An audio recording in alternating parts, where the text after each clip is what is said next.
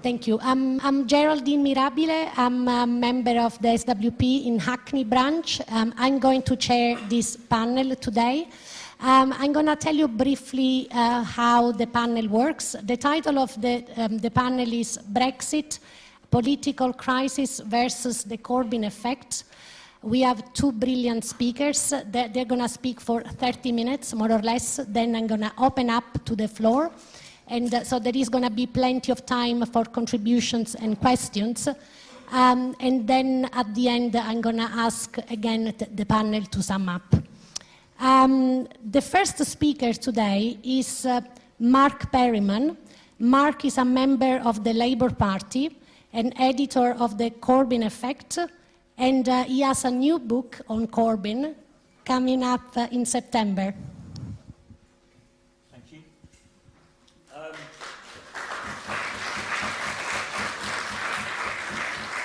You might regret that after the end of the next 15 minutes.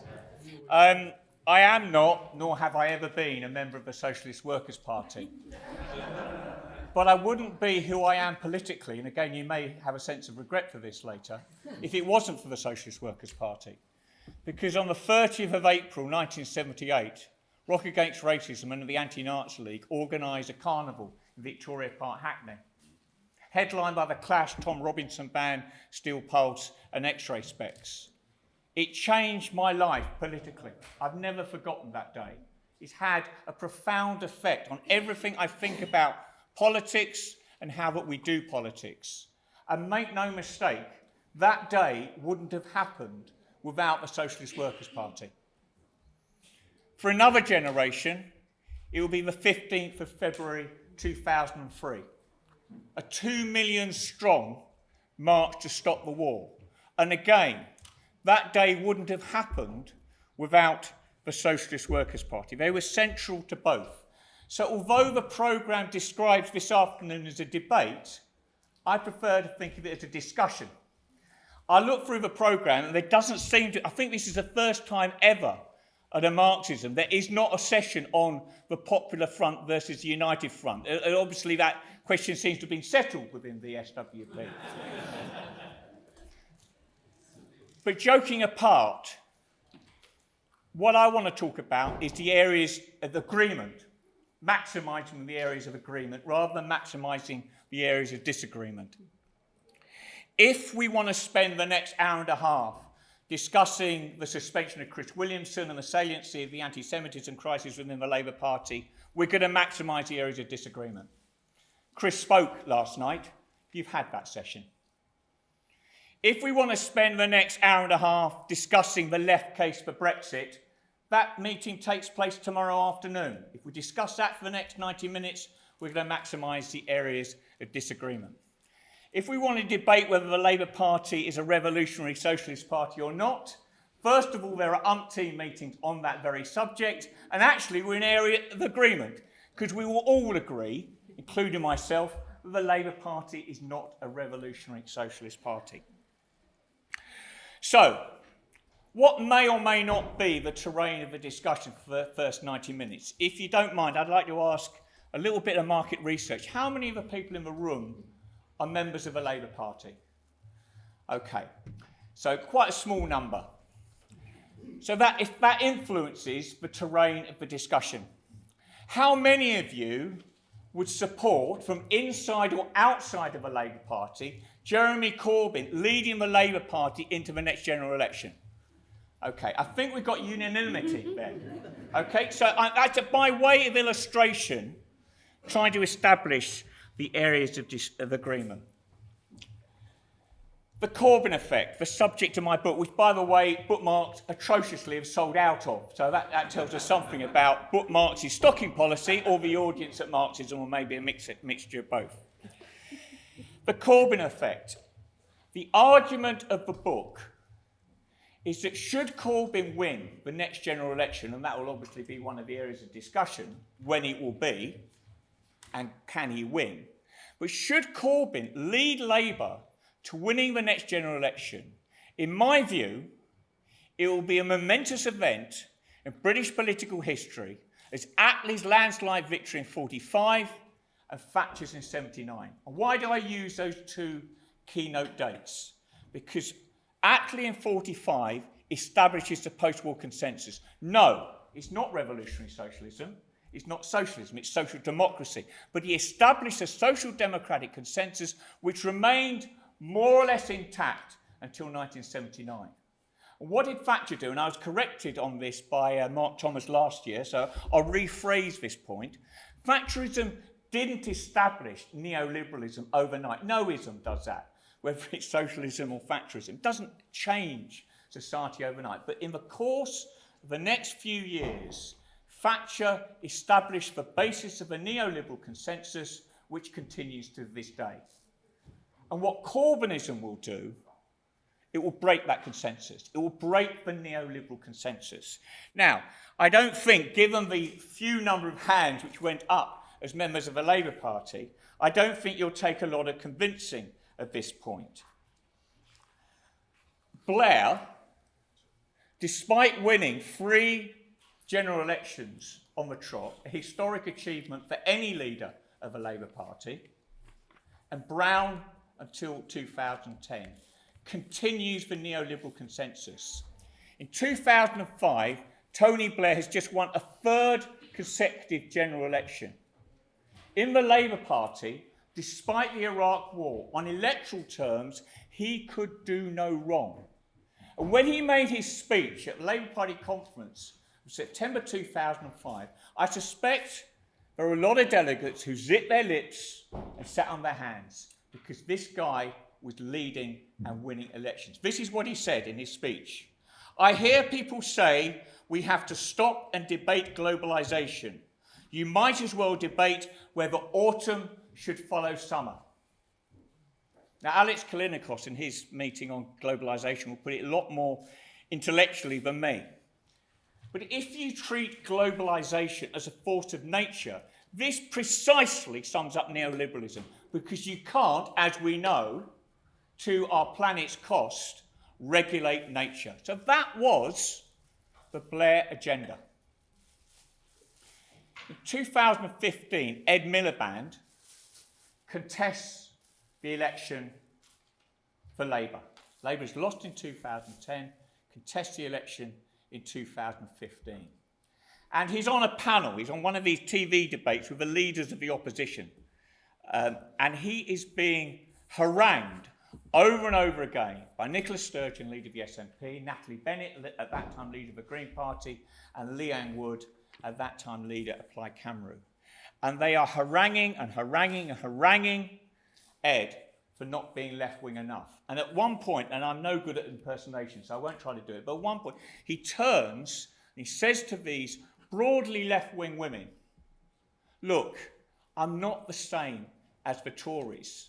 Kind of leave me alone. And Nicola Sturgeon, for whatever you think of Nicola Sturgeon's politics, is a superb debater. She turns around, in a flash, she says, no, Ed, you're not the same, but you're not different enough. Now, can any of you imagine in any TV debate that anybody will ever say that of Jeremy Corbyn? Okay? So again, that is a point about the Corbyn effect. It's a break with a consensus.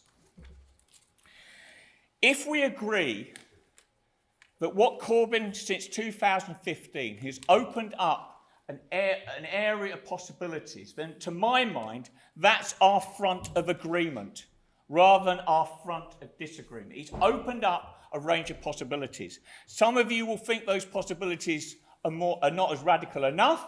Some of you may think they're too radical, or some point in between. But he opens up a range of possibilities. And it's at this point I would go back to 30th of April 78, because what 2015, what 2016, what 2017 felt like to me, nearly 40 years later, it was like Rock Against Racism. Because the beauty about Rock Against Racism is you didn't have to join anything, you didn't have to join a committee, you didn't have to become a delegate to a conference, you just wore a Dayglow sticker and you loved not only The Clash, but Steel Pulse too. And it was that looseness of that movement. It was a huge movement. It was a loose affiliation. And what the Labour Party did, By accident, in 2015, it opened up this registered supporter scheme that anybody could join for the cost of £3 and vote to elect the leader of the Labour Party. And I was humiliated by all my left-wing friends, some of whom are in the audience today, because they didn't vet me enough and they let me in. But thousands, tens of thousands, did get in, and many of whom have stayed in ever since. And that's what the Labour Party did. It changed the culture of politics.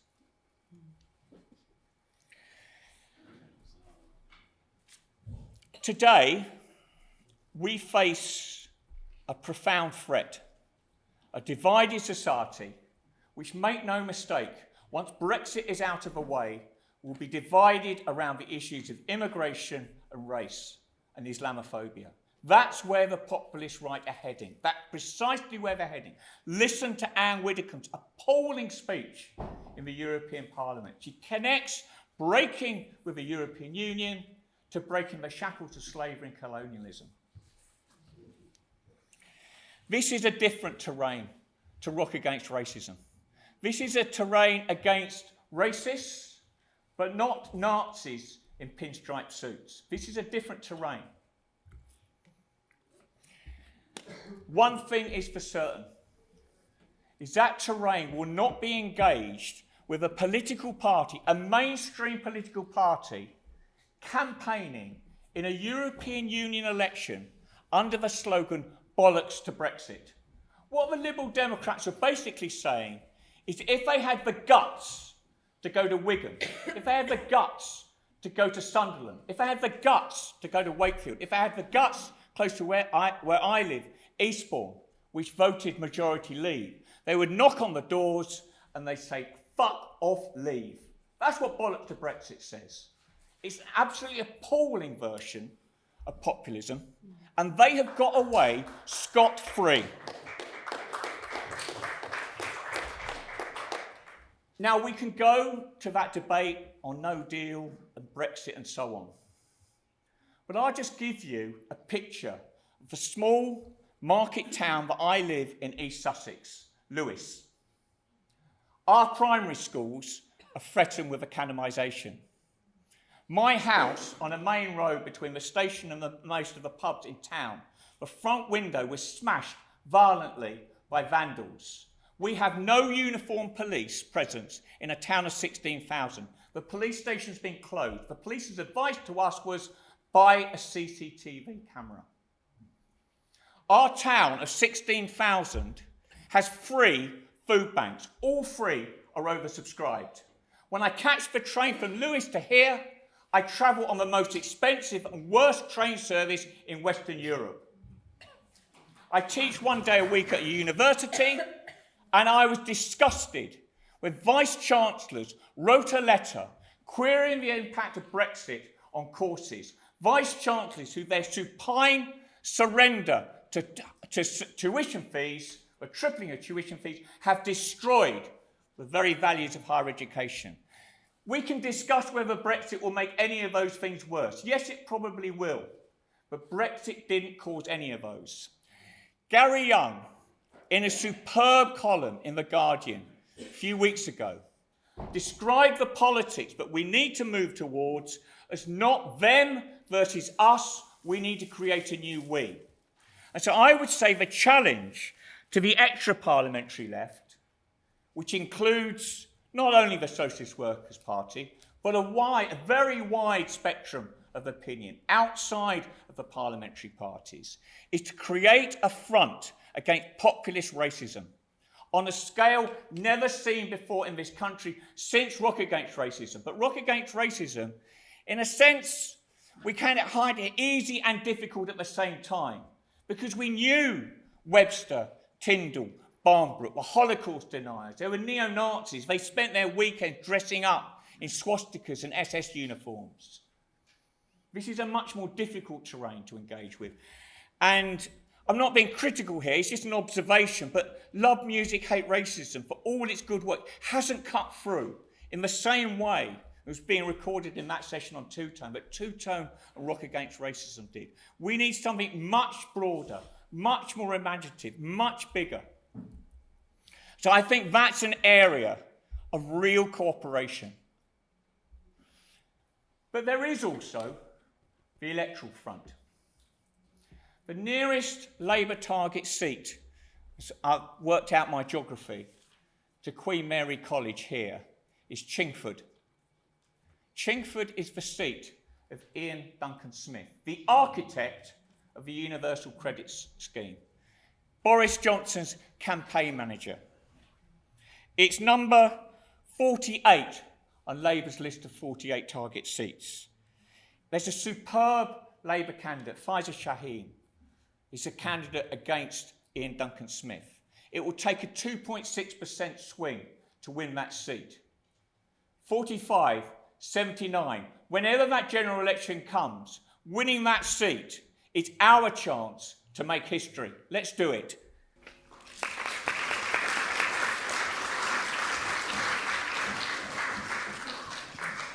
Thank you, Mark. Our next speaker is Sally Campbell, and she's the editor of the Socialist Review. Okay, so, yeah, what does Corbyn represent? I think Corbyn really represents a genuine desire for an alternative to the politics of the last, well, the 20 years, the kind of Blairism and so on, but before that, of course, the Tories, you know, and that whole period of privatisation, neoliberalism, and the last decade of austerity. You know, and if we're looking back to pivotal moments in our lives, I mean, the first general election that I voted in was 97, you know, and at the tender age of 19, I could understand then, you know, the contradictions of that situation, the euphoria of getting rid of the Tories, but at the same time understanding that Tony Blair was not wearing red underpants underneath his trousers, as people used to say in the run-up to that election, that there was not going to be this massive break from Tory politics. And of course it was, you know, even worse probably than we thought in reality. So when Corbyn got elected as leader of the Labour Party in 2015, it was like a miracle, you know, in terms of changing the direction of the previous period. And he was really an expression, and still is in Britain, of a global phenomenon that, you know, that we can see examples of all around the place. You know, Bernie Sanders in the US in his, you know, running for the Democrat nomination, Syriza and Podemos in Europe. Lots and lots of examples we can look to of people looking for a real alternative to austerity, to racism, and to war. And, you know, we had this, you know, quite unusual formulation here in Britain of that expression coming about actually in the mainstream Social Democratic Party rather than as an alternative to it, which is what we saw elsewhere, wasn't it? Where we've seen, you know, like in Greece, for example, the vote of the main of PASOK just kind of collapsing and this new, you know, other formations forming. And so that reshaped again, you know, what that means for the left, I think. We've seen hundreds of thousands of people joining the Labour Party precisely because of Corbyn and supporting his project. And I think that, you know, despite all of the attacks on him from the PLP, from the Labour right, as well as obviously from the right-wing media and the establishment and so on, the, you know, the idea, the kind of warnings about the terrible things that might happen if he came to power and all the rest of it, Corbynism kind of revived again in a mass form during the 2017 general election, which was an exciting time where Corbyn did the exact right thing. You know, if we were in a position to tell Corbyn what to do, we'd have told him to do what he did, you know, in terms of lifting the sights of politics in Britain above Brexit, above this kind of, this issue that really divides the working class and focusing on a vision of, you know, anti-austerity, of renationalisation, of taxing the rich, and all of those things. And it was fantastic. You saw those massive rallies around the country. And despite all of the dire predictions of how Labour was going to do in that election, actually got 40% of the vote. And we saw, again, bucking the trend of the rest of Europe, Labour and the Tories between them got, what, 82.5% of the vote or something in that election. This was the complete opposite of a trend that had been taking place really, you know, over the previous 15, 20 years of the share of the main party's votes going down and down and catastrophically so in other parts of Europe. I guess the question for us is about then what has happened since 2017. And I mean, I think you're right, we don't need to sit here and debate Brexit. Obviously, people want to raise that, they should. Because I agree with what you're talking about there. But I think, we do have to confront what happened in the European elections at the end of May, and the way that suddenly the votes in that, and obviously you can't just compare a European election to a general election because they're quite different. But we went back then at the end of May to the combined vote of Labour and the Tories was less than a quarter. It was 24 and something percent. And Labour clearly did lose, votes to the Lib Dems and the Greens, and also to the Brexit Party. And the results in that election really reflected, and expressed the divisions that the whole debate around Brexit has created in this country. What could get us over that, really? I mean, absolutely, Corbyn isn't a revolutionary, and the Labour Party isn't a revolutionary party. And we, in the Socialist Workers' Party, don't judge it in that way. But what we do for anyone in the movement, any socialist, is we judge them against the needs of our class, of the movement in this country. And I think that's what we do as well. So for me, the weakness of the past couple of years has been in terms of the kind of passivity, really, I think, coming from the Labour leadership and the trade union leadership as well, in the face of huge attacks on people's living standards and jobs and, the benefit system and all the rest of it. And I think it's very understandable that Corbyn has been tied up in these kind of trying to fight off attacks or fend off attacks from, Tom Watson and his friends in the Parliamentary Labour Party, scurrilously using the issue of anti-Semitism actually just as a weapon against Corbyn.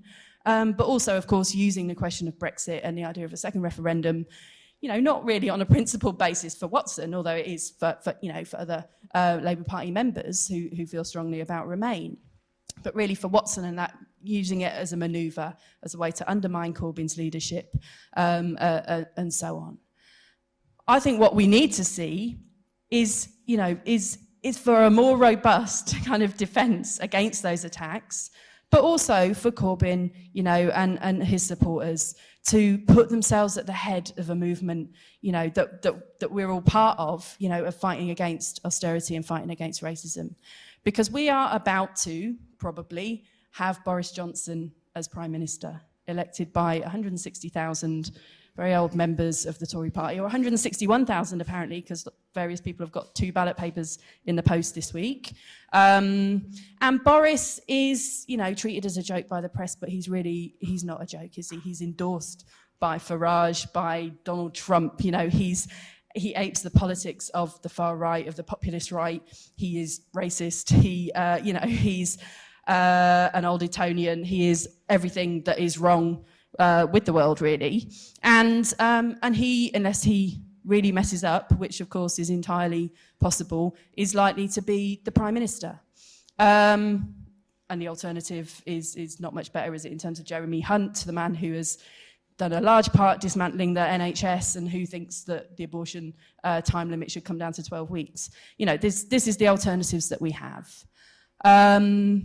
If Boris or Hunt become Prime Minister in the next couple of weeks, they're going to be faced with the same problems that Theresa May had, of the parliamentary kind of arithmetic, as they say, that just doesn't add up for any solution to the Brexit crisis. And at some point, some kind of vote will have to be triggered, either a second referendum or a general election. And I think a general election is entirely possible. It's probably more likely now than we might have thought a little while ago, because, it's one of the few ways that you can see there being some kind of attempt to break the deadlock and to force, new negotiations with Europe and all the rest of it.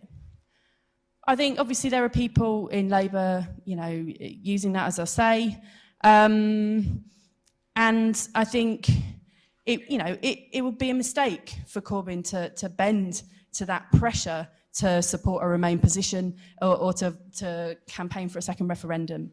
I don't think it will get him out of any of the problems that he's in, because I think whatever way any future referendum went, Corbyn would be blamed for the result by one side or the other. You know, they're clearly capable of putting everything at his door, really. And I think it's really right that Corbyn has tried to rise above and remain, you know, kind of above that, taking a position that allows the movement, the working class, to be more divided in this country.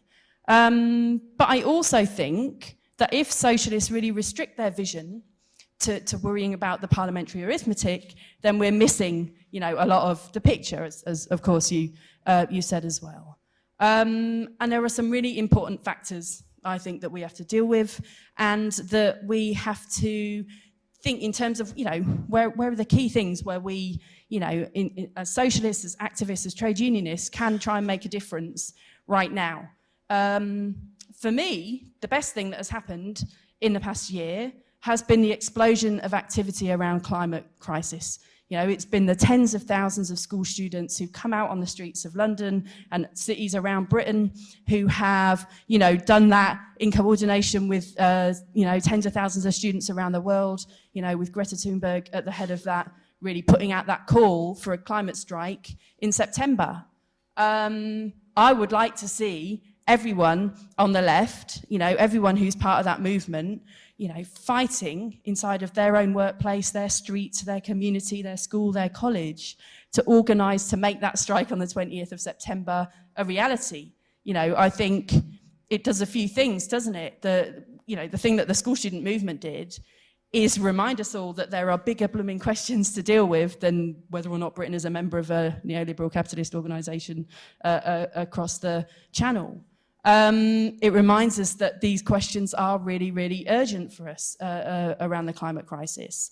And it also, it changes the debate. It makes different things seem possible. You know, the way that Extinction Rebellion brought central London to a halt over Easter was absolutely fantastic. It drew in all kinds of people into a movement. It helped people to feel, you know, that actually they do have power in one of the major capital cities of the world. And it shifts the terms of the debate, I think, in terms of politics in Britain. That's one of the things I would like to see, you know, made a priority for everyone who's a socialist, a trade unionist in Britain today. And I think, you know, for all Labour Party members, you know, who are already working alongside lots of other people around the question of climate change, you know, that's something we have to make real over the next few weeks. I think the challenge of racism and the rise of the right is absolutely central as well. And I think we've made real progress around that with Stand Up to Racism and Unite Against Fascism and the kind of the campaigns against, you know, Tommy Robinson, who was wiped out and humiliated in the Northwest. That was the best story coming out of the European elections, where he was trying to get elected as an MEP up in Manchester in the Northwest and ended up with 2.2%. You know, he was humiliated. He is now being charged, you know, and hopefully will be sent away soon as well. But he's not going to disappear, and the kind of ideas that he represents are not going to disappear, and they're going to have, you know, an echo in Boris Johnson or whoever ends up leading the Tory party, which, as someone pointed out yesterday, is actually an institutionally racist party that is acting in British politics in a serious way at the moment. So I think the task of building an anti-racist movement is fantastically important. And obviously for us in the SWP, that's been one of our priorities for several years now, in terms of how we bring together, you know, the biggest trade unions, people who are in the Labour Party, in the socialist movement, you know, and so on, into, you know, Stand Up to Racism and the wider kind of groups that we work with, to make sure that every year there's there are anti-racist mobilisations and conferences, and Stand Up to Racism's next conference is happening in October, you know, and we'll have people from around the world kind of pulling out the debates around the different formations that the far right is taking and the different directions they're going in. But I guess for us, you know, if there is a general election, you know, whenever it is, but it may be sooner than we expect, absolutely, we should all campaign, you know, for Jeremy Corbyn. We should all call for a vote for Jeremy Corbyn, you know, as Prime Minister, vote for Labour, even if, you know, our local MP is not Jeremy Corbyn. My local MP is Stella Creasy. but hey, I'll vote for her absolutely to get Corbyn elected to Parliament.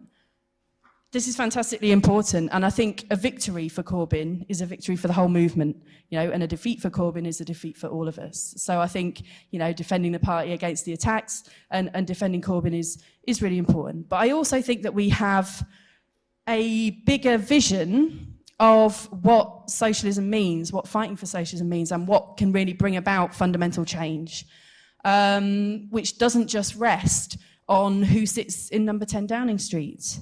It's not that doesn't matter, it matters a lot. But we also recognise the pressures that come to bear on left-wing leaders, left-wing governments when they come to power. We think, I've mentioned Syriza a couple of times, and there was an up and a very quick down, a government that got elected precisely as an anti-austerity force, as a party that was going to say no to the troika and the imposition of those really harsh austerity measures, and within weeks really had been crushed by the weight of the forces, the institutions of the EU and the Greek state and the banks.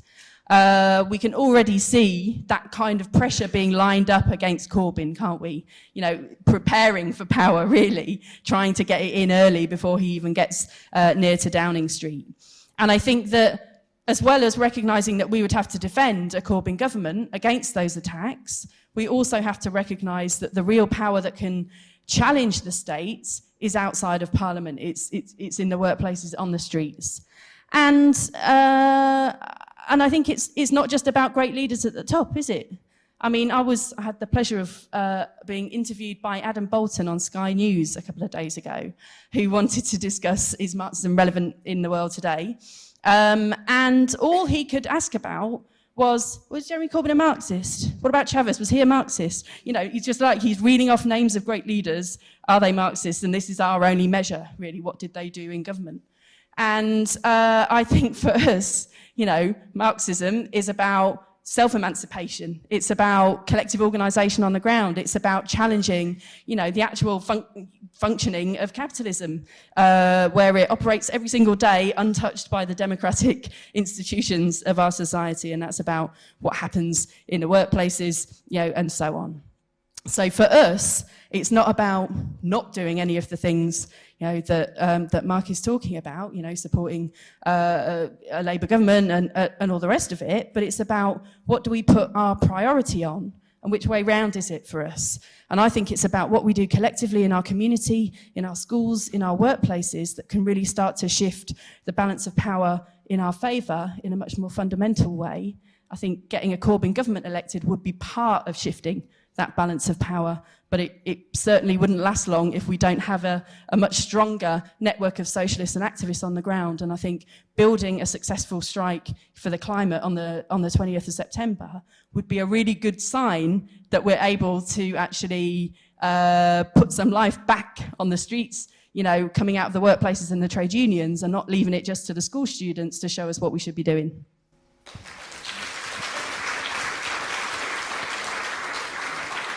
Who wants to start? Oh, okay, a lot of people. So, the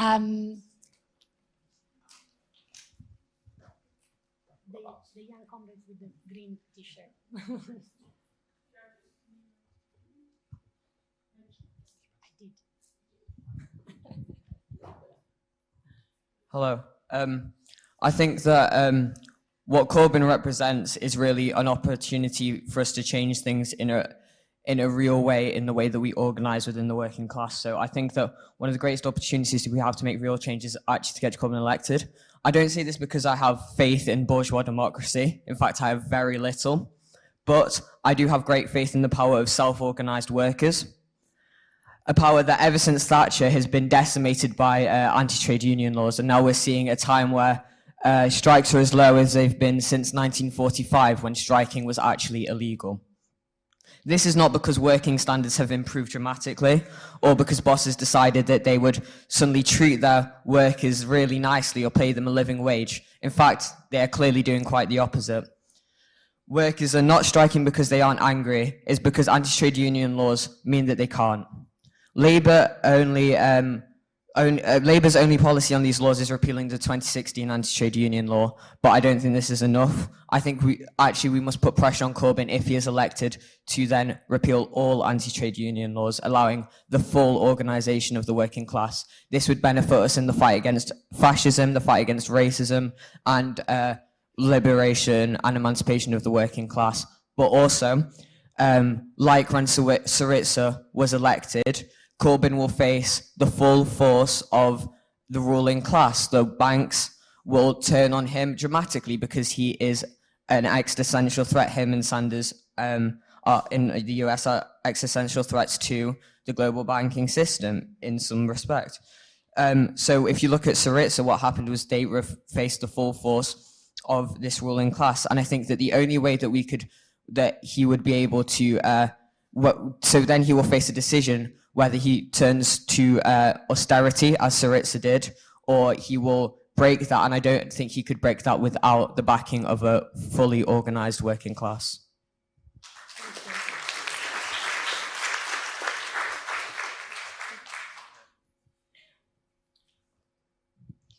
Yeah, hi. I have the privilege, as it were, of being on Unison's National Executive Committee. And there was a meeting just this week of that august body. And it can be quite depressing, actually, listening to some of the contributions that are being made by people who are more to the right of our union. So I just thought it's worthwhile bringing some of that to this discussion to get a sense of the thinking that's going on. So it appears that the official position of the labour movement, trade unions, is generally, we want a general election in order to defeat austerity, because whether we have a Brexit, leave or remain in Europe, the Tories are the problem. Great. However, if we can't get that, we're going to go for a second referendum. And how that is then presented is the general election is on our wish list. And it is absolutely, the trade union leaders sort of do that, but not really. And the discussion got even worse because we were talking about there should be a mobilisation in Manchester at the Tory Party conference, to really go for the question of a general election. And it was put back to us that actually we don't want a general election because we couldn't win it anyway. And we couldn't win it, and boots on the street have never changed anything, which is a bizarre thing for a trade union to be saying, or for trade unionists to be saying. And another comment which nearly made me fall flat was in terms of climate change, because we talked about that and the strike on the 20th of September.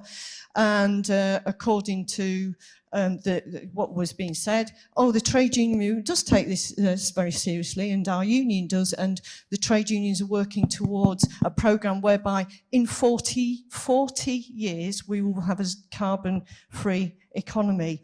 And you think 40, even the UN don't bloody believe that. So I feel it's quite disastrous. I think it's quite difficult times. They are going to, next weekend, meet in Durham and decide to go for a second referendum, be quite clear about it, and then try and pressure Corbyn and the Labour Party into saying, we want to then say remain. Remain is the thing. And sorry, just one thing. Ironically, the General Secretary of our union then said, the trouble is, if you stand in the middle of the road, you get run over. And I thought, well, you would know, wouldn't you? So I think I just find it's quite a difficult time we're about to go into in terms of some of those arguments.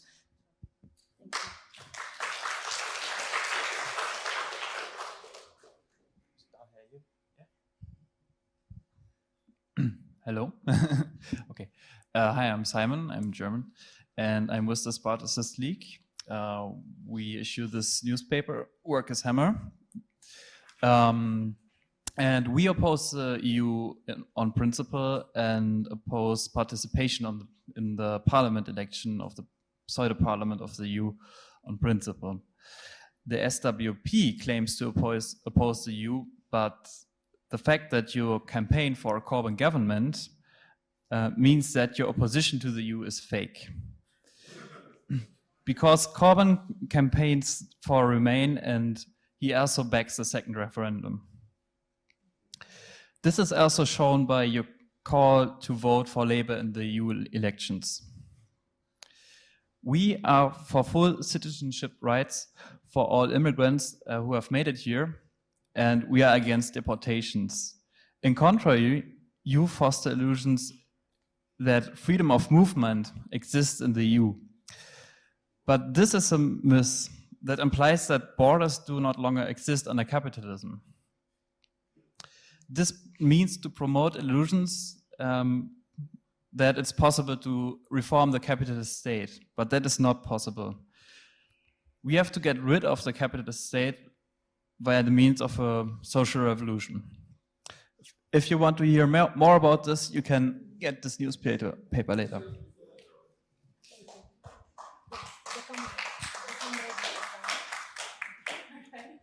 Well, look, I mean, I actually think that the whole appeal of Corbyn was due to the fact that he came out of the mass movements that people have discussed. The mass movement against war, he was part of leading that, the anti-racist movements and the ones against austerity. And I think that's what he represented. The problem I think we've got for Corbyn at the moment is that almost the closer he seems to have got to getting into number 10, the more pressures there are for him to appear more prime ministerial, draw back from those struggles, don't go down the picket line, don't lead that protest.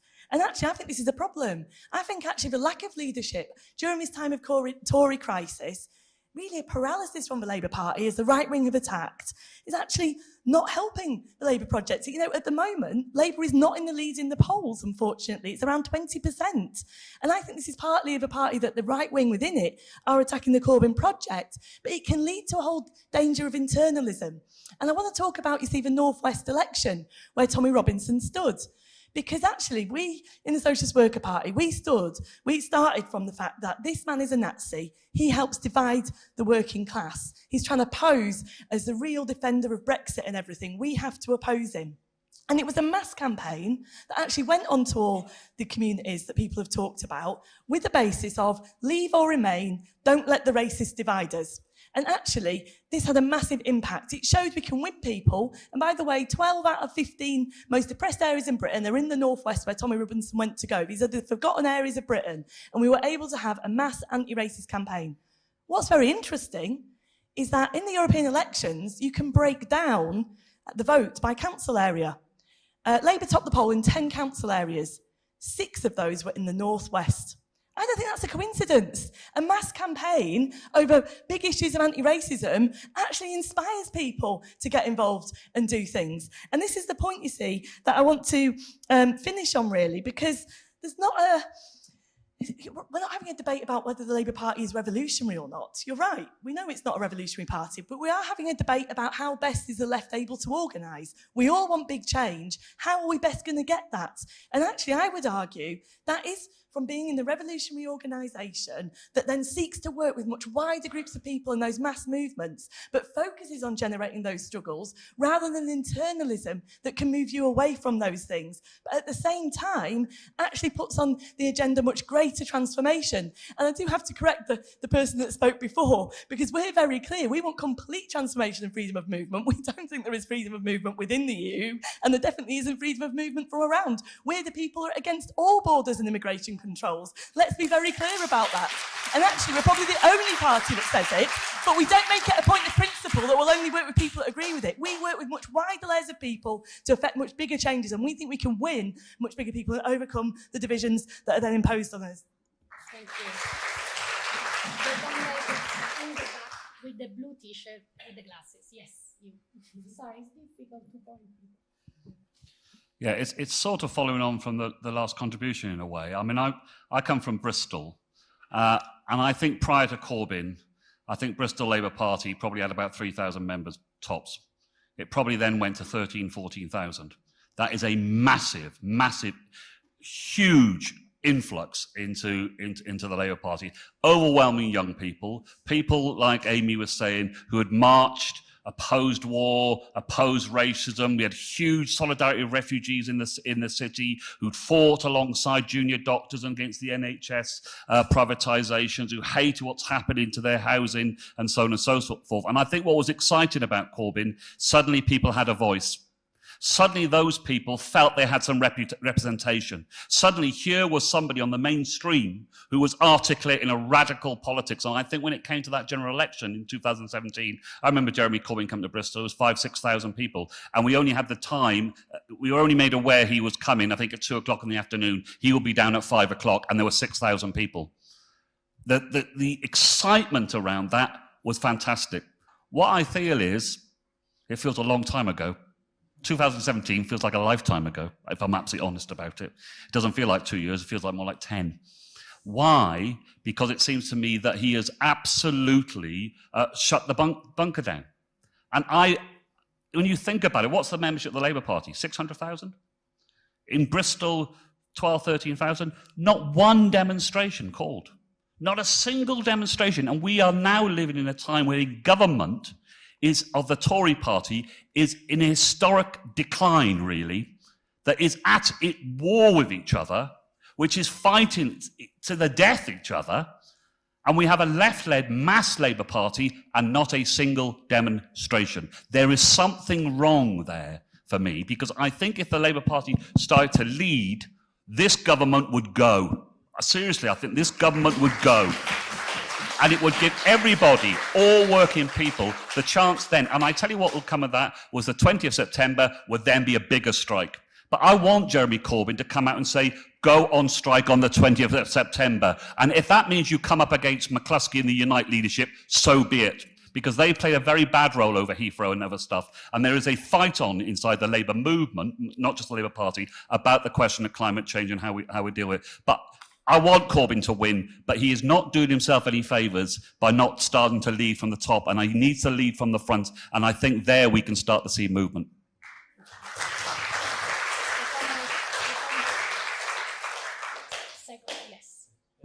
Yeah, cheers. Yeah, I mean, I always have to check statistics before I announce them, but I think this one's really important to the debate.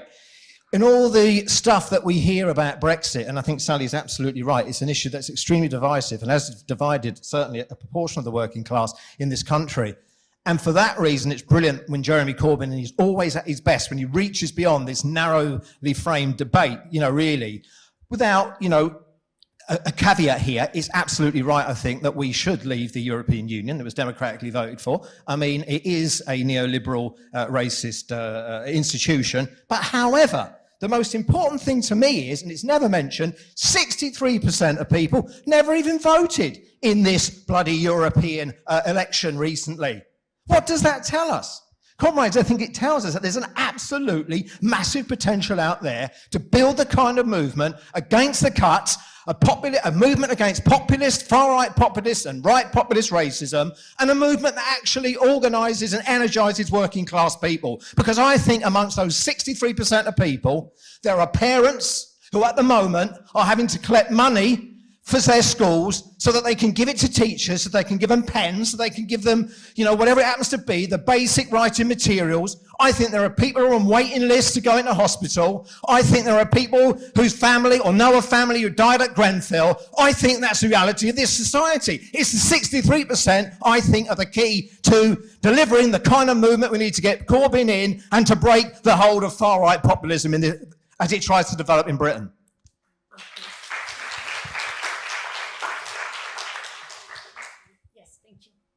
Hello.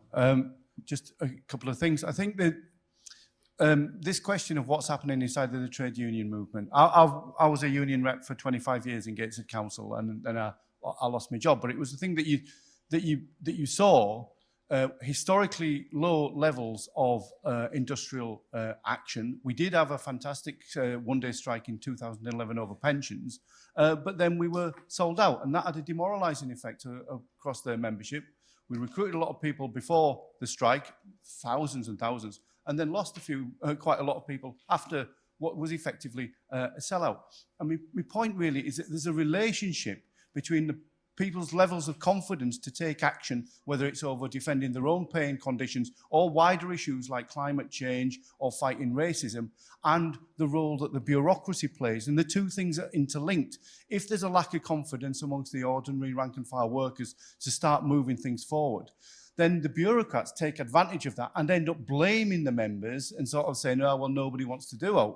On the other hand, without putting pressure on the union leaders to push things forward, then it's unlikely under present circumstances that large numbers of people are going to spontaneously walk out on strike. And it's something that we have to grapple with and look for absolutely any opportunity to raise the level of confidence, to raise the issue of we can change things if we act. And I'd just like to say that one of the next things that we're going to be involved in the North East is the Durham Miners' Gala next Saturday, a tremendous working class event. There's likely to be something like 200,000 people on the streets moving through Durham with miners' bands and that whole kind of tradition of community solidarity. But what we want to do is inject into it, probably for the first time, the whole question of system change, not climate change, which is going to be a little bit interesting, given the fact that there's coal mining community, ex-coal mining communities, and there's been a massive argument about that, but it's a job that we have to do. And the second thing that we want to do, because there's been a threat from far-right organisations to enter the field where the Miners' Gala is going to take place. Foolish move on my estimation, but we want to inject into that whole 200,000 audience the whole question of fighting racism, migrant solidarity, and linking that with the whole question of climate change. The point that I'm making is that when Corbyn was getting elected, in the process of it, there was 10,000 people on a demonstration to support him on Tyneside. Those people have not been abducted by aliens. They are there. What we need to do is interconnect all these different movements and move the things forward in terms of developing confidence, developing solidarity. Supporting Corbyn is part of that, but also looking for every opportunity for a fight back is the job that we need to do as socialists, I think. Thank you. Sorry, I have this comrade and then another one, and I'm sorry for the people that I didn't call, but we don't have all the time in the world. Sorry. Yeah, Richard Boyd Barrett from the SWP sister organisation in Ireland, and I'm also a member of the Irish Parliament for People Before Profit. And our experience over the last few years is a fairly salutary example of what Sally is saying, and a lot of the comrades are saying about the relationship between struggle and parliamentary activity. After 2008, when the crash hit us, we got absolutely vicious austerity imposed on us by the EU and IMF. Labour came into power, into a coalition government with the right, betrayed all the aspirations to reverse austerity, and against that background of betrayal, revolutionaries got elected, People Before Profit, others on the radical left, a small foothold in Parliament. But the key for really advancing things was because we used the positions of Parliament to build a mass movement of resistance against austerity, most notably against water charges and water privatisation, also against efforts by the Troika to privatise our national forest estate. So we built successful mass movements that mobilised the working class the length and breadth of the country. And defeated the Troika on those two key issues, and noticeably, no sign of the far right in Ireland. No sign at all of the organised far right. Move the picture on, however, and as a result, we made further electoral gains directly on the back of that, as did Sinn Féin and some of the other radical forces on the left. But in the aftermath of that, Sinn Féin start to move away from mass mobilisation, start to think about how they can possibly get themselves into government and who they'll get themselves into government with, start focusing constantly on legislation and their responsible legislators and so on, because of the fear of being presented as too radical by the mainstream media. What is the consequence of that is even though there's still big fights to be had on a massive housing crisis in the country, huge problems with the public health service, all the over-focus on electoralism leads in the recent European local elections to a significant reversal for Sinn Féin. And indeed for all of the left, even though we've been trying hard to build movements, we were too small to build the movements, and Sinn Féin were over-focused on electoralism. And in that election, for the first time, small signs of the organised far right beginning to emerge, right? So there's a direct relationship between these two things. And even in the Parliament itself, I mean, we got a bill, just to say on climate change, People for Profit put forward a bill to ban further fossil fuel extraction in Ireland, right? We actually got it passed in the Parliament last February.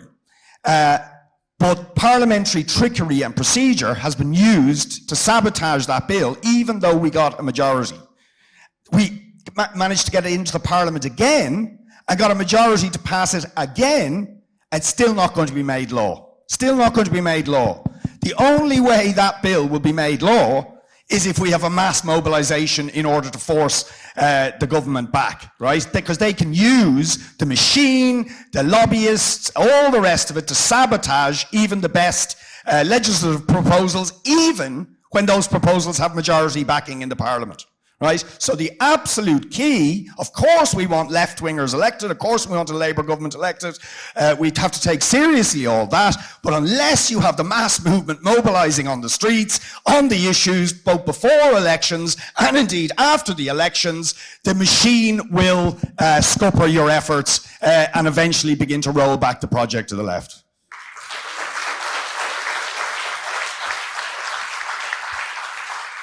Few more seconds, I hope, and then I will ask Mark first to come back, and then Sally. Okay, I'm hoping that this machine hasn't been supplied by the Labour Compliance Unit, because I'm about to admit there's a lot of areas of agreement this afternoon, which is what I hope for, okay? If we're going to achieve all those things which questions have asked us to achieve, you've got to find those areas to maximise agreement. So first of all, thanks for that. The first question was about organised working class, I would say an organised militant working class, and what happens if a Corbyn government gets elected. And I think slightly the problem with the second part of that is we build up, not the mythology, the reality of Chile 73. Or countless other examples, rather than just think for a moment, let's be hippies about this. You almost moved into circles. The SWP is clearly changing. You're talking to each other, very horizontalist. Just close your eyes for a minute and imagine what that day will be like on some Friday, in some not too distant future, the Friday after Corbyn has won a general election. Just imagine the confidence there will be. Not the organised working class, everybody who's identified with Corbyn in the Labour Party in any way for the last 4... The confidence will be enormous. So yes, we need to talk about the reality of the state, the secret state, the dark state, the CIA, the banks, and the run on the pound and so on. But just imagine what that would be. Just imagine how many copies of Socialist Worker you'll sell on that Saturday. You know? So... the second point about the second referendum, I don't want to go down, and I think we've kept away from that. Is it a good idea or a bad idea? I'm going to write a piece. I think it's probably a bit too left reformist for Socialist Review, but I'm going to write a piece next week. Correct me if I'm wrong. Correct me if I'm wrong that Labour cannot deliver a second referendum. It doesn't have the votes in Parliament. There are a good 20 or 30 Labour MPs, mainly on the right, who've made it absolutely clear they will not vote for a second referendum under any circumstances. Tom Watson, if you're listening, get on the phone to John Mann, your mate, get on the phone to Caroline Flint, your mate, get on the phone to Jim Fitzpatrick, your mate, get on the phone to ex-Labour MPs, Ivan Lewis, Frank Field, Ian Austin, your mates, and get them to vote for a second referendum if you want one. It's not going to happen. The Liberal Democrats can promise the earth and deliver nothing. A party of opposition, a serious political opposition, cannot. The only scenario in which there will be a second referendum is if no deal gets defeated, and that's priority number one, by the way. Priority number one is defeating no deal. And then Johnson moves to call a second referendum, and it will be on this basis: no deal versus Remain. And the whole problem, to my mind, the People's Vote campaign from the start, it's been Remain continuity campaign. They refused point blank to have no deal on the referendum paper. If you have it on the referendum paper, it would have been passed months ago, because the ERG and their mob would have voted for it. Mass movements. Yes, 2017 does seem like a lifetime ago. Summer of 2015, Corbyn's leadership campaign. Summer of 2016, Corbyn's second leadership campaign. 2017, the general election. 2018, there's still a bit of an afterglow. There's not much of an afterglow anymore. The problem is that Brexit has turned politics into a spectator sport. We all feel pretty powerless. Wherever you sit on the divide, it's all about, I think I should copyright this phrase, because I think I came up with it. It's all about the electoral arithmetic. You know, yeah, you can lobby your MP, you can get on the phone, you can get online and so on, but it's all about those 650-odd MPs and how they're going to vote and whether they're going to vote this way or that way. There's no significant popular pressure of any sort.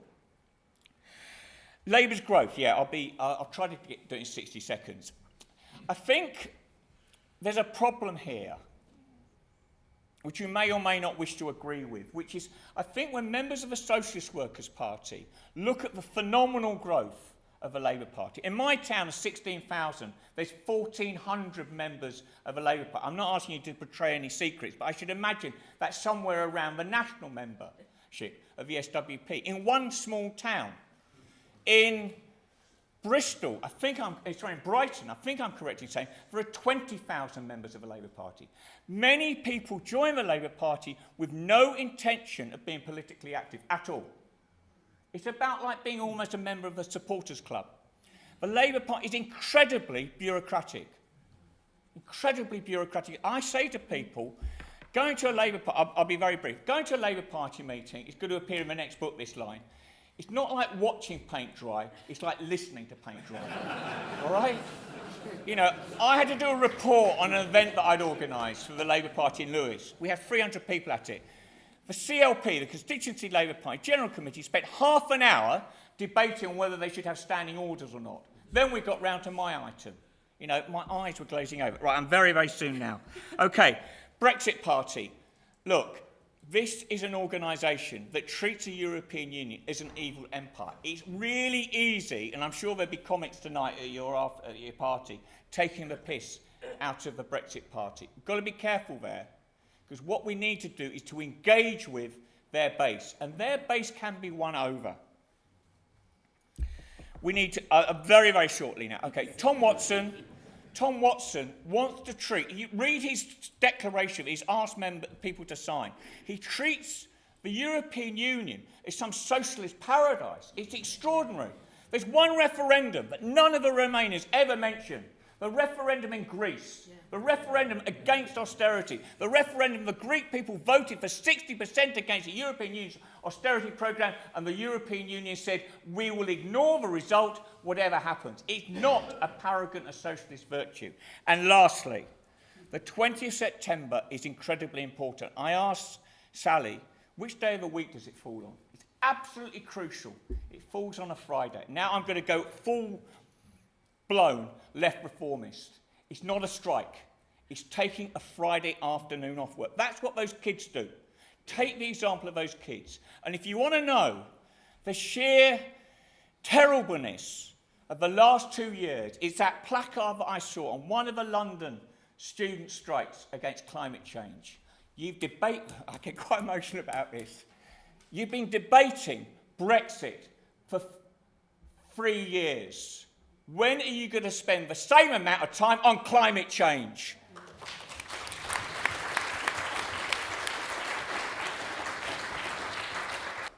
Yeah, I mean, in terms of stuff around Brexit and the Brexit Party and that, I mean, there was a really moving article in The Guardian a few weeks ago about a Labour Party member from Redcar, I don't know if you saw this, who, you know, which is an area where there was steel plants which had closed down a few years ago. I think it was 2015.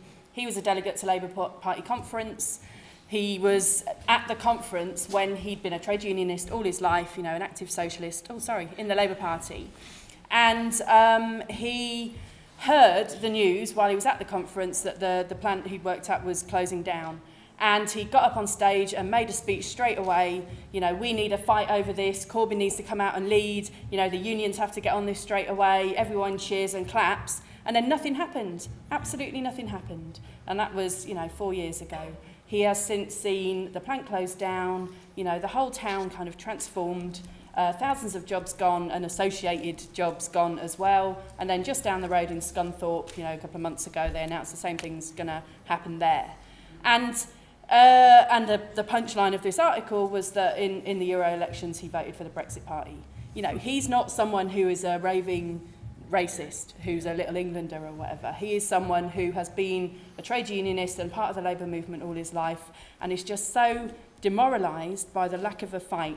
You know, this is not just about Corbyn, of course, it's about the trade union movement and the Labour Party as a whole. And that is the reality that we have to deal with as socialists, isn't it, in terms of, you know, the division inside the working class and not allowing that, precisely as people have said, to go towards racist forces who are trying to organise out of it. I think the thing about, someone talked about unison and, you know, pretending to want a general election but not actually believing we could win it and so on. You know, I think this is really important. I think there's quite a lot of Labour Party members probably who feel worried about whether Corbyn could win the general election, and I think that's a fair worry looking at the polls, isn't it? It's absolutely not something we could assume that he would win.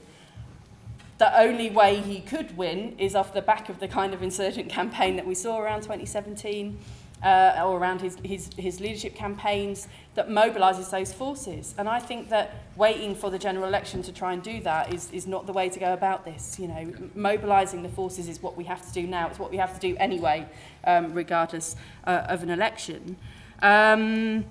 If people were at the big meeting last night with Chris Williamson, one of the other speakers was Liz Wheatley, who's also a Unison member in Camden Council, and she talked precisely about boots on the ground, you know, and how they worked. You know, that she and her comrades in the union there had been trying to campaign over climate change and had been putting in motions and all of that. And it was the school students coming out that changed it. You know, Camden Council declared a climate emergency within days of the massive school student strikes.